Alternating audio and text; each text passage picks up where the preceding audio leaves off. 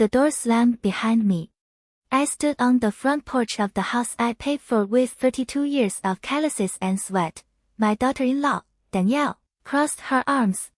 Dad, you need to leave. Leave, I said. I built this house. Your name was never on the deed. We had it transferred last spring. Remember, you signed the papers.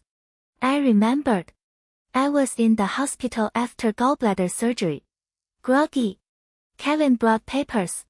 Said it was for power of attorney. I signed where he pointed. I trusted my own son. You're evicting me, I said. From my own house. Danielle smiled. 3 days. That's the law.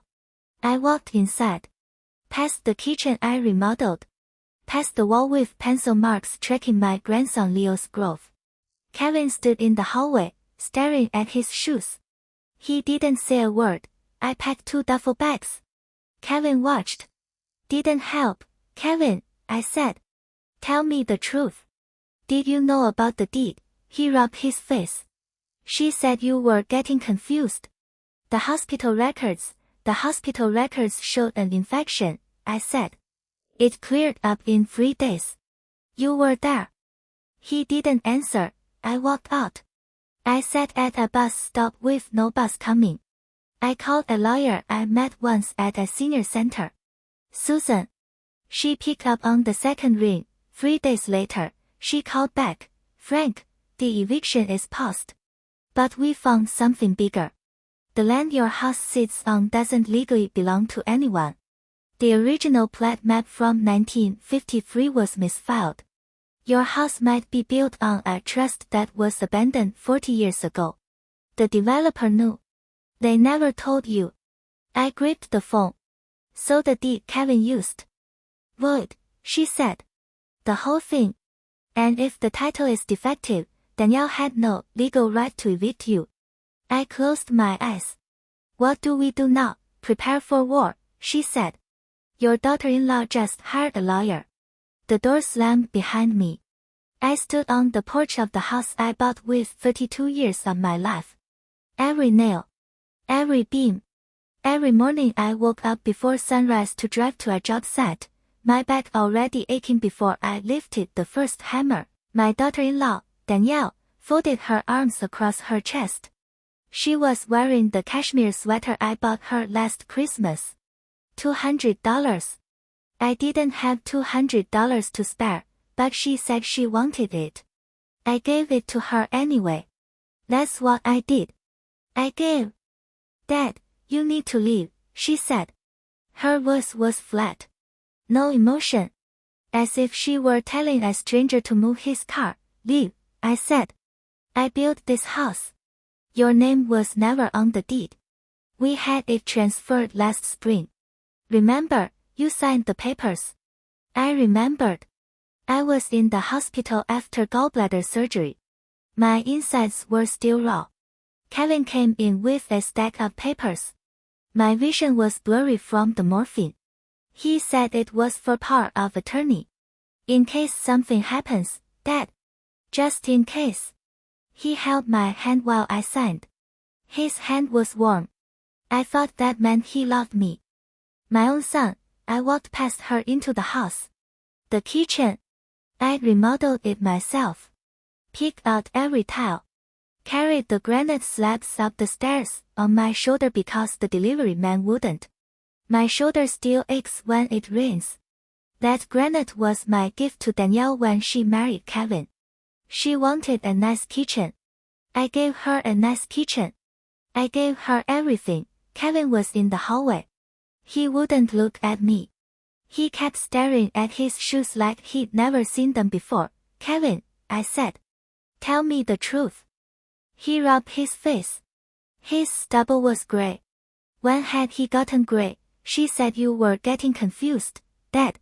The hospital records showed an infection, I said. I was fine in 3 days. You were there. He didn't answer. I walked to the guest room. The room I'd been living in for 2 years. The room that used to be my office, before Danielle said she needed a meditation space. I gave it to her. I gave her my room. I moved into a twin bed like a child. I didn't complain. I never complained. That was my problem.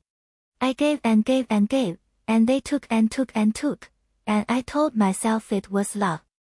I packed 2 duffel bags. My clothes. A photo of my late wife, Ellen. The yellow pencil I used to mark Leo's head on the hallway wall. Every month for 3 years, I made that mark.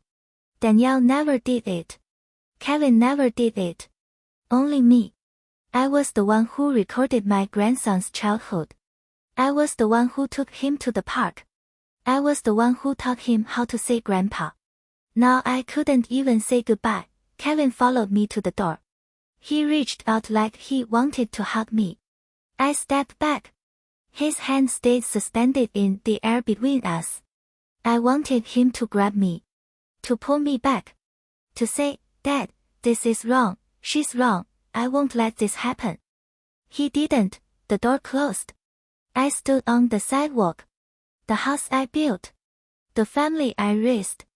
The life I poured every dollar, every hour, every ounce of my strength into. Gone. Because my son was weak and my daughter-in-law was cold and I had been too blind to see it, I sat at a bus stop with no bus coming. The wind cut through my jacket. My work jacket. Stained with caulk and paint. The only jacket I'd worn for 15 years. I never bought myself anything new. I never needed to. I had a family. That was supposed to be enough.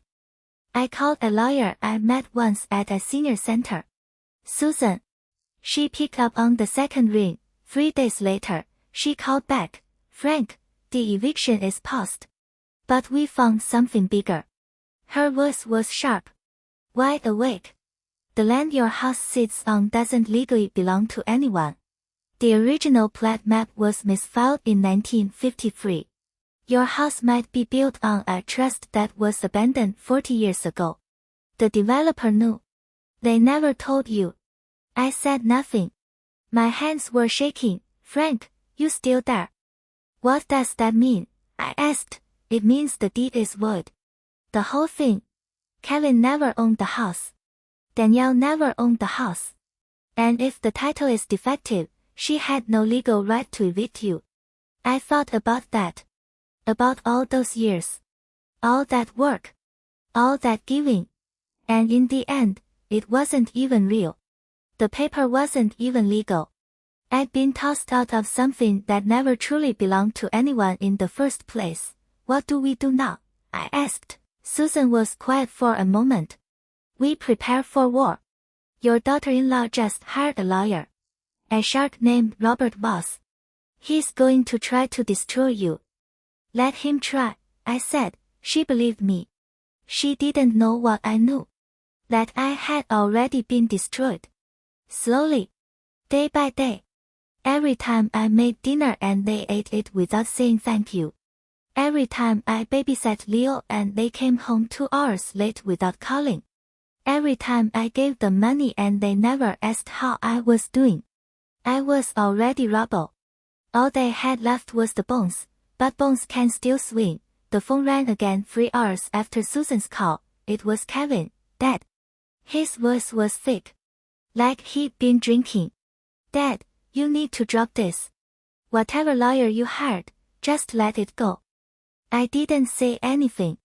I could hear Danielle in the background. Muffled. But I knew her tone. Like sharp edge. She was feeding him lines. Dad, please. We can work something out. Maybe we can give you some money. A few thousand. Enough for an apartment somewhere. An apartment, I said. You want to pay me off? It's not like that. We just want this to go away. The lawyer fees, the court stuff is too much. For everyone. For everyone, I repeated. How much gambling debt did you pay off with my house, Kevin? Silence. Long silence. Then Danielle's voice, loud and clear. Give me the phone. I shuffle. Then her. You listen to me, old man. You signed that paper. You signed it voluntarily. We have witnesses. We have the hospital record. We'll bury you in court if you keep this up. I'm not the one who buried anyone, I said. She laughed. Cold. Sharp. You think you're some kind of victim. You're a pathetic old man who can't accept that his life is over. Kevin and I, we have a future. We have a child. We have bills. Your sentimental garbage about building the house, nobody cares. Nobody. The law cares about documents. And the documents say we own it. Don't, I said. Don't talk to me about documents. Too late, she said. You had your chance to be a good grandfather. You could have left quietly. We would have let you see Leo. Holidays. Birthdays. But now you've chosen war. And I promise you, you will lose. She hung up. I sat in the cabin. The wood stove crackled. Outside, the reservoir was black and frozen at the edges. I looked at Ellen's photo. Her smile. The way her eyes crinkled at the corners. She would have known what to do. She was always the fighter. I was the builder. I built things. She protected them. I couldn't protect anything now. The next day, I got a letter. Certified mail. From Robert Voss, attorney at law. I opened it with trembling hands. It was a motion. A countersuit. Danielle and Kevin were suing me for harassment and unlawful entry. They claimed I had returned to the property twice since the eviction and tried to break in. They had security footage. The footage showed a man in a dark jacket walking around the house at night. The man was built like me. But it wasn't me. I was at the cabin that night. Susan could prove it. But the motion didn't care about proof. The motion was designed to do one thing, bleed me dry. Every response cost money. Every filing cost money. They knew I had nothing. They wanted to drain me until I couldn't afford Susan anymore. I called her. They're trying to bury me in paperwork. I know, she said. It's standard Voss tactic. He exhausts the opposition. But I have a countermove. I'm filing a motion to have the deed transfer investigated for fraud. I'm also requesting the original hospital records from the day you signed. Won't they just say I was depressed or confused? Not if the hospital notes show you were coherent and responsive. I already pulled the nursing logs. The nurse documented you reading a newspaper and asking for coffee before Kevin arrived. That's not a confused man. That's a man who was awake and aware. You already got the nursing logs. I got everything I could, she said. Voss doesn't know I have them yet. When I present them in court, he'll have to pivot. It weakens his entire case. She paused. But Frank, there's another problem. Your daughter-in-law has filed a motion for a protective order. She's claiming you're a danger to her family. That you threaten her. That you're unstable. Unstable, I said. She's building a narrative. You're the angry old man. The bitter father-in-law. The one who can't let go. She's going to use every piece of your history to make you look dangerous. Your military service. Your depression after Ellen died. The construction injury you had in 2005, the fall from the scaffolding. She'll say that caused brain damage. That you're not yourself. I closed my eyes. She doesn't know me. She never knew me. I cooked for her when she was pregnant. I stayed up with her when Leo had colic. I drove her to the hospital when she got that infection and Kevin was out of town. I held her hand in the ER. She squeezed it. People forget, Susan said quietly. People forget what they want to forget. I thought about it all night. Every kindness. Every sacrifice. Every time I put them first. I didn't do it for thanks. I did it because that's what family did. That's what my father did. That's what his father did. We took care of our own, but they weren't my own anymore. They had made themselves strangers. Worse than strangers. Enemies, The next morning, I went to the hardware store. The one where I bought supplies for 30 years. The owner, Marty, saw me and started. "Frank, I heard what happened." He lowered his voice. "My cousin works at the county clerk's office. He told me about the title thing."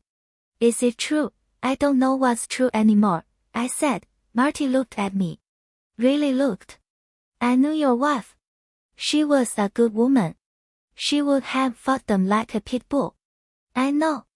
"What are you going to do?" I stared at the shelves. Rows of hammers, wrenches, screwdrivers. Tools I'd used to build houses and decks and porches and a life. Tools that had never let me down. "I'm going to build something," I said. "One more time." I bought a lockbox. Heavy steel. One of those fireproof ones. I took it to the cabin and I started making copies. Every document Susan sent me. Every email. Every receipt from the house purchase. Every tax record. Every bank statement showing I paid the mortgage for 20 years. Every piece of paper that proved I had been the one who bought and built and maintained and loved that house. I organized everything. Chronologically. With tabs. Yellow tabs. The same yellow as that pencil on the wall. I made 2 copies. One for Susan. One for me. Then I waited. The hearing was set for the following week. I spent the days reading. I read the original deed from 2004. I read the trust documents from 1953. I read the affidavit Susan had drafted. I memorized dates and names and legal terms I'd never heard of before. I was a construction worker. I built things with my hands. But I could also build a case. I could build anything if I had to. Susan called the night before. "Frank, I have news. Voss has changed his strategy. He's no longer claiming you signed willingly. He's claiming you signed under duress." "Duress from who?" "The hospital records show you had elevated blood pressure that day. He's saying the hospital staff coerced you. That they pressured you to sign because of your condition. He's going to argue the entire transfer is invalid because you weren't physically capable of consenting." "That's insane." "It's his best play," Susan said. "If the transfer is invalid on both ends, if you were too sick to sign, and the title was defective to begin with, then nobody owns the house. The trust gets it. And the court decides who gets possession." "Who gets possession?" I repeated. "Yes. And that's where we have the advantage. Because you lived there for 20 years. You have a continuous possession claim. They've lived there for only 2 years. He's going to argue that's irrelevant. But judges hate to displace elderly homeowners. Especially ones who built the house themselves." I was quiet. "Frank, I don't want to displace my grandson," I said. "I know," she said. "But it's not your grandson who's doing this. It's his parents." I hung up. I stared at Ellen's photo. "Am I doing the right thing?" I asked. Ellen didn't answer. She never did. But I knew what she would have said. She would have said, "Fight. Fight because you taught him better. Fight because he needs to be reminded. Fight because if you don't, you'll never forgive yourself." So that's what I did. The morning of the hearing, I put on my best clothes. A clean flannel shirt. My work pants, but ironed. My boots, polished. I looked like a man ready to build something. Susan met me at the courthouse. She was carrying a briefcase stuffed with files. She looked at me and nodded once. "You ready?" "Ready." We walked inside. The courthouse smelled like old wood and dust. The kind of smell that stays in buildings where people go to settle scores. I'd never been in a courtroom before. I'd always settled things with my hands. Talk to the foreman. Talk to the subcontractor. Shake on it. Then, this was different. This was my son's face. On the other side of the room, he was sitting with Danielle. She was wearing a dark blazer. Conservative. Professional. She looked like a businesswoman. Not the woman who used to ask me for recipe advice.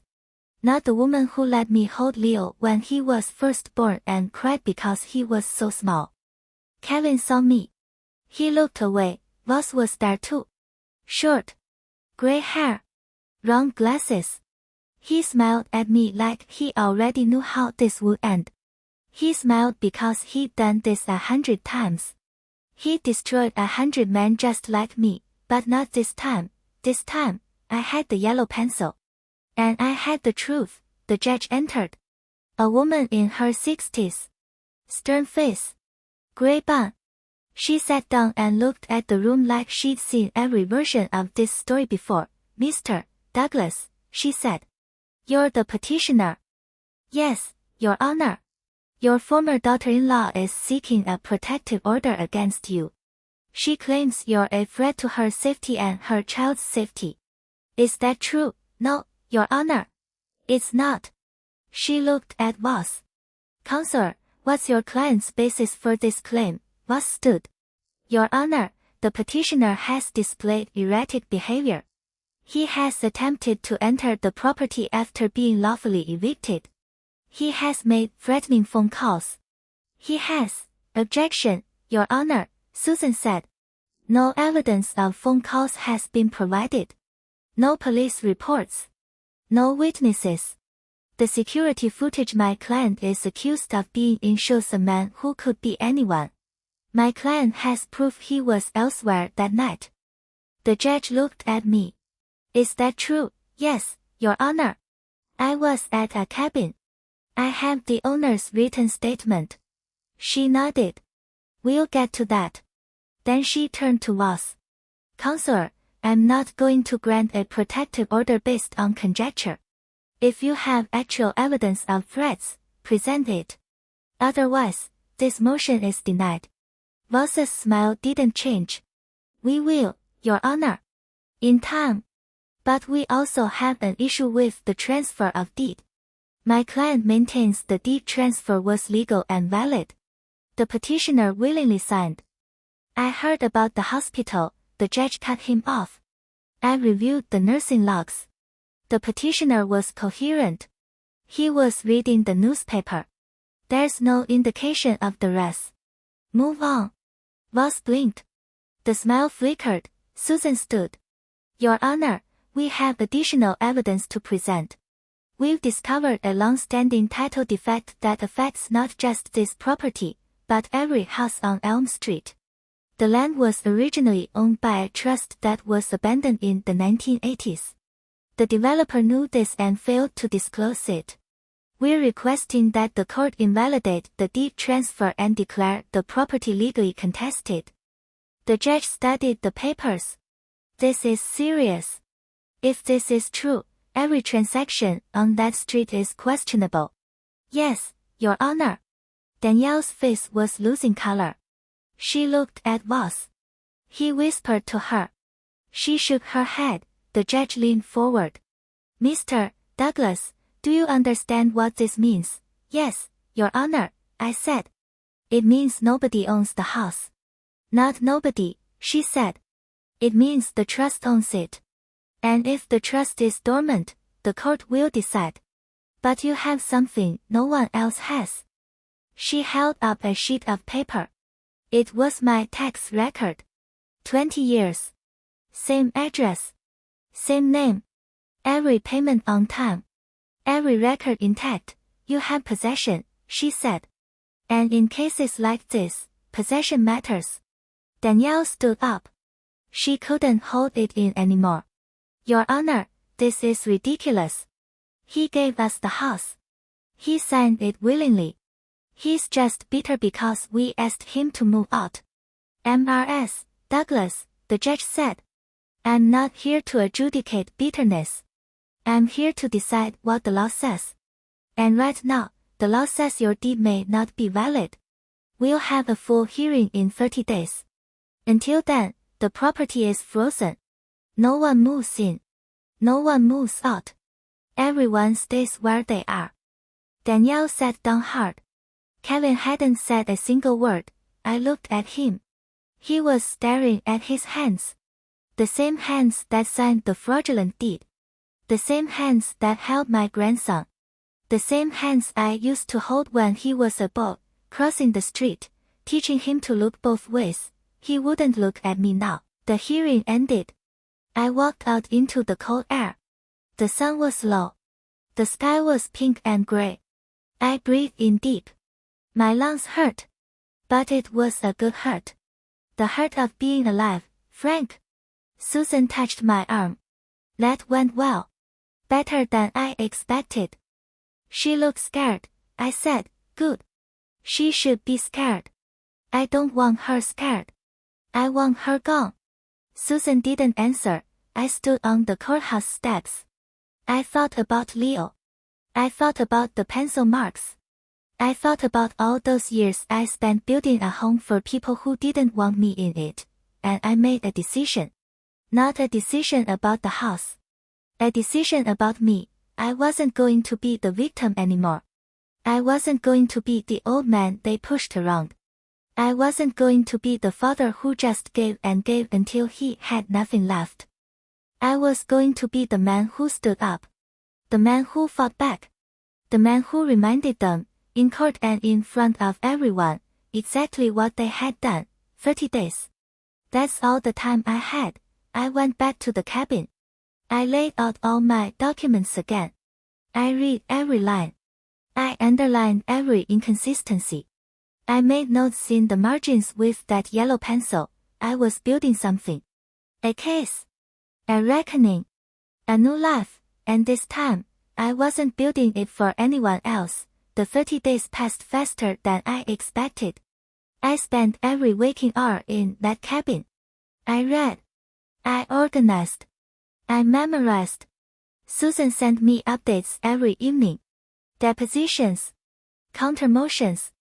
Affidavits from neighbors who had heard Danielle screaming at me through the walls. Little pieces of evidence that added up to one big picture. Danielle was not a good person. She never had been. I just hadn't wanted to see it. On the 25th day, Susan called with news that changed everything. Frank, I found something. The developer, Billingsworth, they didn't just know about the title defect. They actively concealed it. I have internal memos showing they instructed their sales team to tell buyers the title was clear and marketable. That's fraud. Intentional fraud. Can we use that? We already are. I filed an amended complaint this morning. But there's more. The original owner of the land, the trust from 1953, one of the beneficiaries is still alive. She's 92 years old. She lives in a nursing home in Pennsylvania. And she remembers everything. What does she remember? She remembers her father's estate. She remembers the trust. And she remembers that the land was never meant to be sold.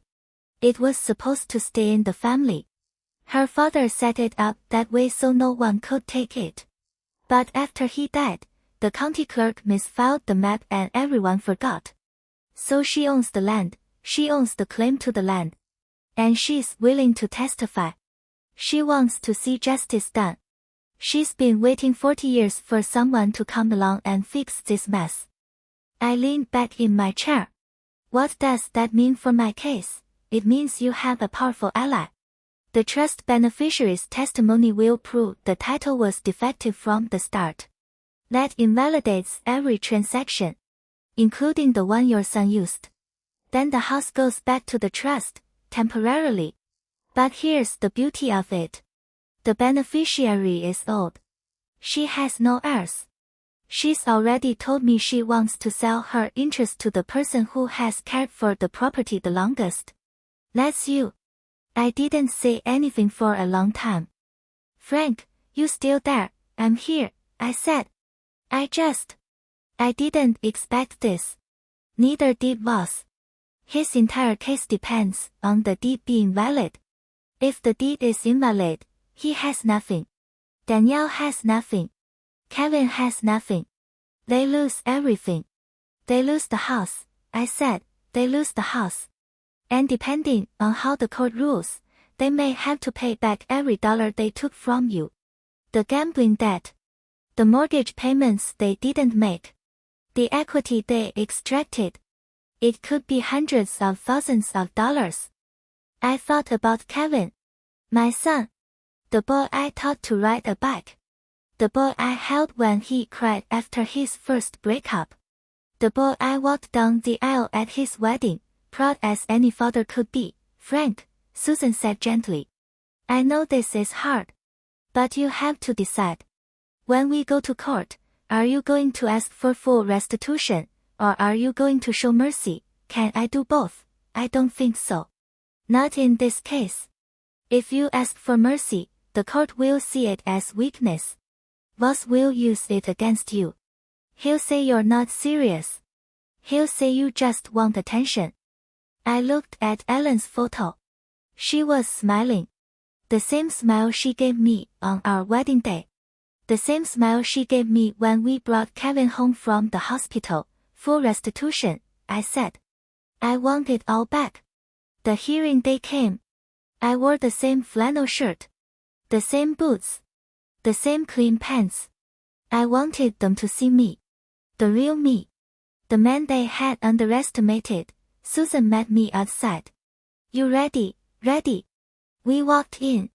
The courtroom was full. Danielle and Kevin were at their table. Voss was already on his feet, shuffling papers. Danielle looked pale. She wasn't wearing her expensive blazer this time. Just a plain sweater. The same one she'd worn when she first met me, years ago. She looked small. Almost human. Kevin looked worse. His eyes were red. His hands were shaking. He was drinking from a paper cup. Water, I guessed. Or something stronger. I sat down. The judge entered. The same stern woman. She nodded at everyone. Then she began, Mr. Voss, your client is still claiming the deed transfer was valid. Is that correct, Your Honor? We maintain that the transfer was legal and voluntary. The petitioner signed freely. He was of sound mind. The hospital records confirm, Your Honor. Susan was on her feet. We have additional evidence. The hospital records show the petitioner was coherent and responsive. He was reading the newspaper and asking for coffee before the signing occurred. That is not a confused man. It's the nursing log of a hospital staff member, Voss said.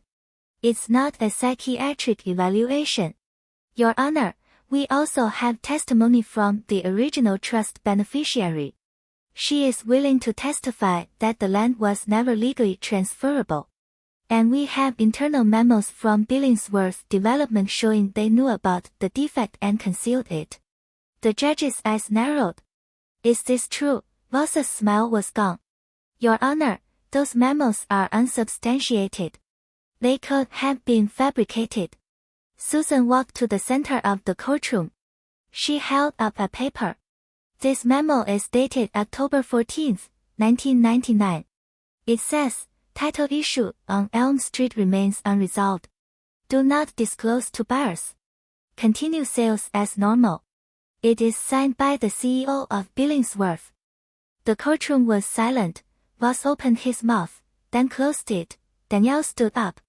Your Honor, I had no idea about any of this. I didn't know the title was defective. I just wanted a home for my family. The judge looked at her. Mrs. Douglas, you didn't know the title was defective, but you did know you evicted your father-in-law from a house he built with his own hands. You did know you forced him to live with 2 bags and nowhere to go.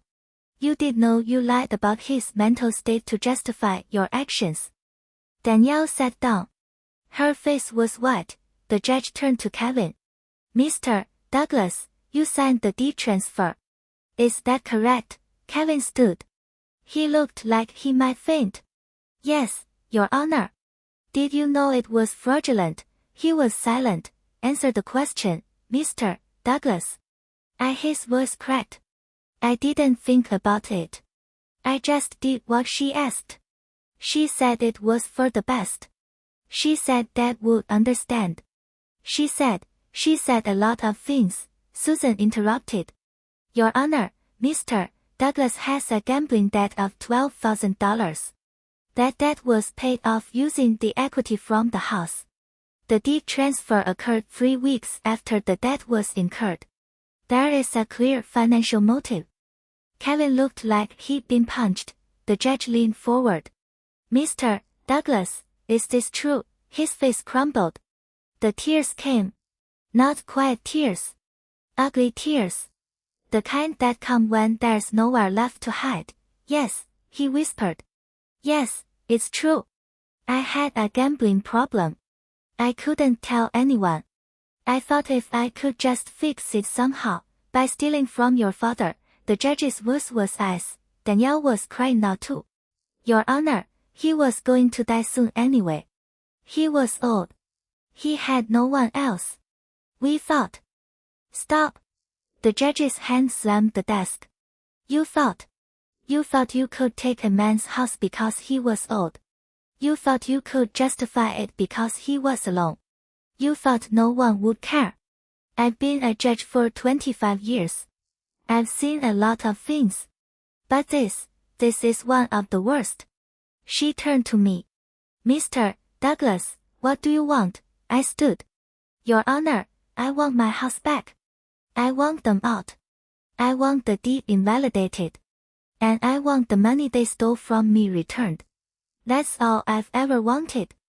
The judge nodded. That's a lot less than what they deserve. She looked at the court. I am ruling in favor of the petitioner. The deed transfer is invalid. The title is void. The property belongs to the trust, and the court awards possession to Mr. Frank Douglas. Effective immediately. Mr. and Mrs. Douglas have 7 days to vacate. Danielle screamed. It was a raw sound. An animal sound. No. That's not fair. We have a child. Where are we supposed to go? You should have thought about that before you put him on the street, the judge said coldly.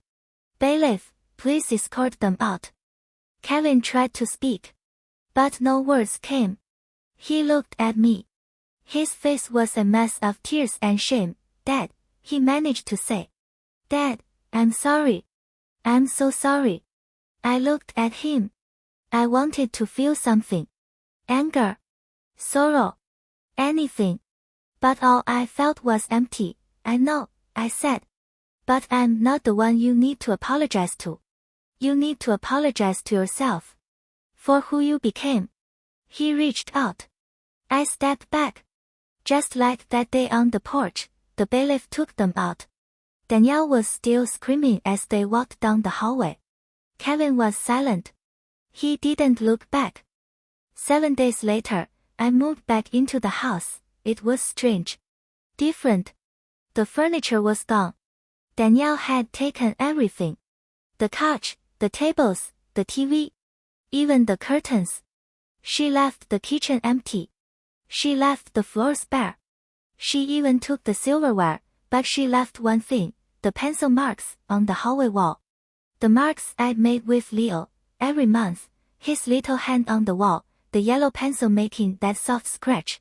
She tried to erase them. I could see the smudges. But the marks were too deep. They'd never come off. That was something.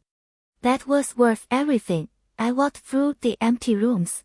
I remembered every moment. Every Christmas. Every birthday. Every dinner. The house was quiet now. But it was mine. It had always been mine. I thought about Kevin. He was staying in a motel downtown. I knew because Susan told me. Danielle had left him. She'd taken Leo and gone to her mother's house in another state. Kevin was alone. Just like I had been, part of me wanted to call him. To tell him he could come back. But I knew I couldn't. Not yet. Maybe not ever. Some wounds don't heal just because you want them to. The next day, I went to the courthouse. I had one more thing to do. I filed a motion to seal the records. Not because I was ashamed. Because I didn't want Leo to find out about this when he grew up. I wanted him to know his grandfather, but I didn't want him to know the worst parts, Susan met me outside. You did the right thing, she said. You showed them who you are. I already knew who I was, I said. I just forgot for a little while. She smiled. What are you going to do now? I looked at the house. My house. The one I built. The one I fought for. The one I'd never leave again. I'm going to rebuild, I said. I'm going to fix the roof. I'm going to plant a garden. I'm going to make it a home again. You could sell it, she said. Move somewhere warm. Start fresh. I shook my head. This is my fresh start. This is my place. And I'm staying. Susan nodded. You're a tough man, Frank Douglas. No, I said. I'm just a man who finally remembered his worth. I walked up the driveway. The flag was gone. Danielle had taken it too. But I had another one. I bought it that morning. Oh glory. I unfurled it and hooked it onto the pole. It caught the wind and snapped to life. A new flag. A new chapter. A new me. I stood there, watching it fly. And for the first time in a long time, I was at peace. I had my house. I had my dignity. And I had something they would never have, a clear conscience. If you made it to the end of this story, you know that family isn't always blood. Sometimes it's who shows up when you have nothing left. Sometimes it's who fights beside you when the world says you're done. I'm Frank Douglas. I built a house. I built a life. And I learned that the only person you can truly count on is the one you see in the mirror. If this story moved you, hit that subscribe button. Share it with someone who needs to hear it. And remember, no matter how old you are, no matter what they take from you, you can always start over. You just have to remember who you really are.